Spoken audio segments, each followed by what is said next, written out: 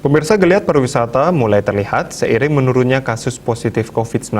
Meski demikian, masyarakat tidak boleh lengah, penerapan protokol kesehatan menjadi suatu kewajiban, terlebih di kawasan pariwisata. Upaya menggeliatkan pariwisata selain dilakukan pemerintah melalui dinas terkait juga dilakukan oleh pelaku pariwisata di Bali dengan berbagai promosi kawasan pariwisata pantai Pandawa misalnya, berusaha membuat terobosan dengan rutin menggelar Festival Pandawa. Ajang ini diharapkan bisa membangkitkan kembali kondisi pariwisata khususnya di kawasan Kuta Selatan.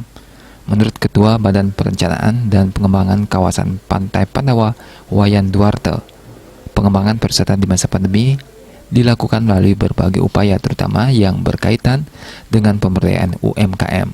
Para pedagang baik makanan, minuman, serta kerajinan turut merasakan dampak positif apabila pariwisata mulai menggeliat, termasuk dengan menggelar berbagai kontes seperti kontes bonsai sehingga bisa menjadi daya tarik bagi wisatawan. Dan tentu harapan kami bukan karena festival ini aja, dan mereka akan berlanjut nantinya ketika pariwisata sudah membaik dan normal, mereka menjadi salah satu produk yang kita tawarkan di kawasan ini. Jadi semua secara ini bisa berjalan.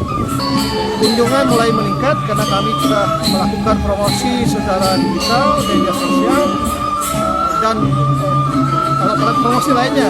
Dengan kerjasama dengan travel agent, kami optimis yakin bisa mencapai target yang kita inginkan dalam kunjungan. Di sisi lain, penerapan protokol kesehatan menjadi kewajiban bagi masyarakat maupun wisatawan yang akan berkunjung ke kawasan pariwisata. Pemerintah telah mengimbau seluruh destinasi wisata mewajibkan para pengunjung melaksanakan prokes 3M, yakni memakai masker, mencuci tangan, dan tidak berkerumun. Pihak pengelola kawasan wisata juga wajib menyediakan sarana dan prasarana untuk protokol kesehatan. Eka Yana, Bali TV.